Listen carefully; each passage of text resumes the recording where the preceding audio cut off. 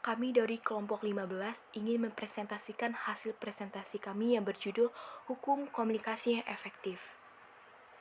Saya Rebecca Ruli Atami Ginting, 1971-1034, Wayan Lia Ratri, 1971-1027, Rahma Danyati, 1971-1054, Dwi Widiansyah, 1971-1102. Pendahuluan. Hukum komunikasi adalah hukum yang mengatur kebebasan dan tanggung jawab antara manusia dalam proses penyampaian pesan, baik secara langsung ataupun secara tidak langsung. Tujuan agar hak asasi dan kemerdekaan setiap orang dalam melakukan interaksi sosial atau berkomunikasi dapat berlangsung dengan aman dan penuh tanggung jawab. Maka diperlukan adanya suatu aturan-aturan yang mengaturnya agar proses penyampaian pesan antara manusia dapat berjalan dengan baik dan benar demi mewujudkan rasa keadilan, ketertiban, kedamaian, dan keamanan sebagai bentuk dari demokrasi. Karena komunikasi merupakan salah satu hal yang krusial dalam kehidupan manusia, maka penting bagi kita untuk memahami mengenai etika komunikasi. Pendahuluan. Etika sendiri merupakan nilai dan norma yang berlaku untuk dijadikan pandangan dan standar manusia dalam beretika dan bertingkah laku. Dalam kaitannya dengan komunikasi, etika komunikasi mencakup segala nilai dan norma menjadi standar dan acuan manusia dalam berkomunikasi dengan orang lain. Etika komunikasi menilai mana tindakan komunikasi yang baik dan buruk berdasarkan standar yang berlaku. Hukum komunikasi yang efektif. 5 hukum komunikasi yang efektif yang kami kembangkan dan rangkum dalam satu kata yang mencerminkan esensi dari komunikasi itu sendiri, yaitu reach, yang berarti merangkul dan meraih. Karena sesungguhnya komunikasi pada dasarnya adalah upaya bagaimana kita mengarik pengertian, cinta kasih, minat, kepedulian, simpati, tanggapan, maupun respon positif dari orang lain. Hukum pertama, respect. Hukum pertama dalam pengembangan komunikasi yang efektif adalah sikap menghargai setiap individu yang menjadi sasaran pesan yang kita sampaikan. Rasa hormat dan saling menghargai merupakan hukum pertama dalam kita berkomunikasi dengan orang lain. Ingatlah bahwa prinsipnya manusia ingin dihargai dan dianggap penting. Jika kita bahkan harus mengkritik atau memarahi seseorang, lakukan dengan penuh respect terhadap harga diri dan kebanggaan seseorang. Jika kita membangun komunikasi dengan sikap dan rasa saling menghargai dan menghormati, maka kita dapat membangun kerjasama yang menghasilkan energi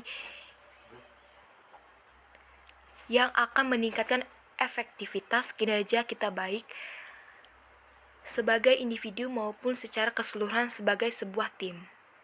Hukum kedua, empati. Empati adalah kemampuan kita untuk menempatkan diri pada situasi atau kondisi yang dihadapi oleh orang lain. Salah satu persyaratan utama adalah sikap empati adalah kemampuan kita untuk mendengarkan atau mengerti terlebih dahulu sebelum didengarkan atau dimengerti oleh orang lain. Rasa empati akan memampukan kita untuk dapat menyampaikan pesan dengan cara dan sikap yang akan memudahkan penerima pesan menerimanya.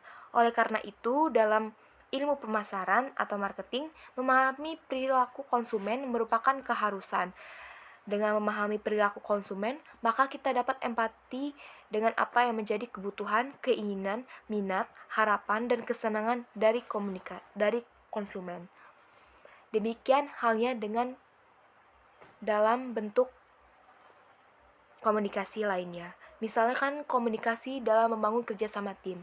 Kita harus saling memahami dan saling mengerti keberadaan orang lain dalam tim kita.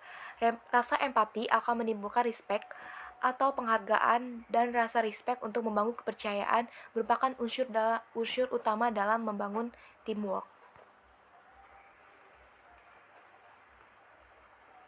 Hukum ketiga, audible. Makna dari audible antara lain dapat didengarkan atau dimengerti dengan baik. Jika empati berarti kita harus mendengarkan terlebih dahulu ataupun mampu menerima umpan balik dengan baik, maka audible berarti pesan kita pesan yang kita sampaikan dapat diterima oleh penerima pesan. Hukum ini mengatakan bahwa pesan harus disampaikan melalui media atau delivery channel sedemikian hingga dapat diterima dengan baik oleh penerima pesan. Hukum 4. Clarity. Selain bahwa pesan harus dapat dimengerti dengan baik, maka hukum keempat yang terkait dengan itu adalah kejelasan dari pesan itu sendiri, sehingga tidak menimbulkan multi-interpretasi atau berbagai penafsiran yang berlainan.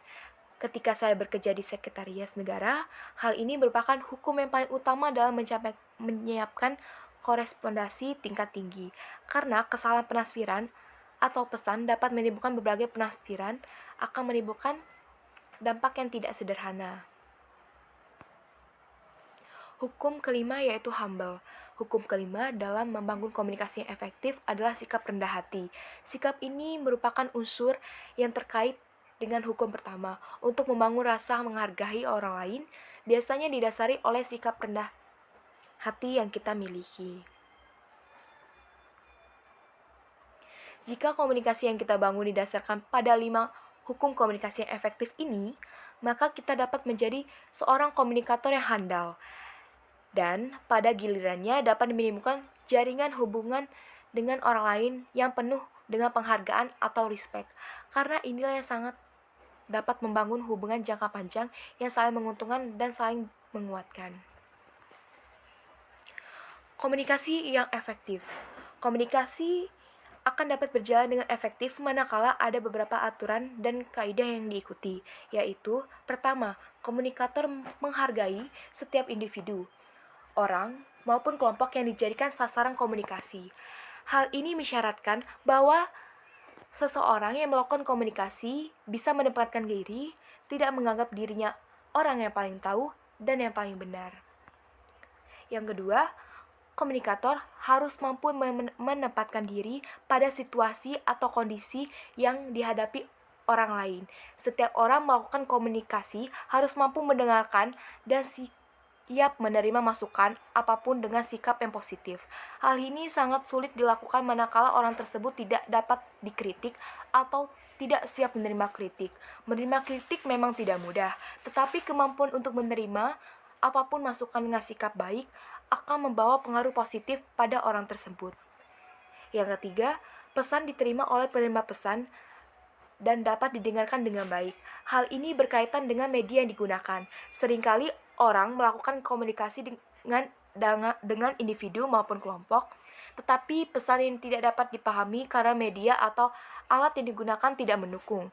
Misalnya suara di telepon putus-putus, atau mikrofon yang mendengung, atau suara di telepon yang terlalu lemah. Beberapa hal tersebut mengakibatkan penerima pesan kesulitan memahami pesan. Akibatnya, selain tidak respon, pemberi pesan justru tidak akan didengarkan atau diperhatikan. Yang keempat, kejelasan pesan sehingga tidak menimbulkan multi-interpretasi. Hampir mirip efeknya dengan permasalahan media yang rusak, maka bagian ini berkaitan dengan kejelasan isi pesan itu sendiri. Misalnya, apabila pemberi pesan menggunakan istilah-istilah yang sulit dipahami oleh penerima pesan, maka jelas akan sulit bagi penerima pesan untuk memahami isi pesan dan akhirnya umpan balik tidak akan muncul. Demikian juga bila pemberi pesan tidak jelas dalam menyampaikan pesan. Akibat penggunaan pesan tidak sesuai dengan latar belakang penerima pesan, maka akan muncul berbagai interpretasi, akhirnya isi pesan akan bergeser dan komunikasi tidak dapat mencapai tujuannya. Yang terakhir, berkaitan dengan sikap rendah hati dan mau mendengarkan orang lain. Hal ini berkaitan dengan karakter dan sikap individu masing-masing, baik pemberi maupun penerima pesan. Termasuk di dalam sikap dan sifat ini adalah kerelaan untuk rendah hati, menghargai, dan mau mendengarkan orang lain. Sekian presentasi dari kelompok 15, saya ucapkan terima kasih.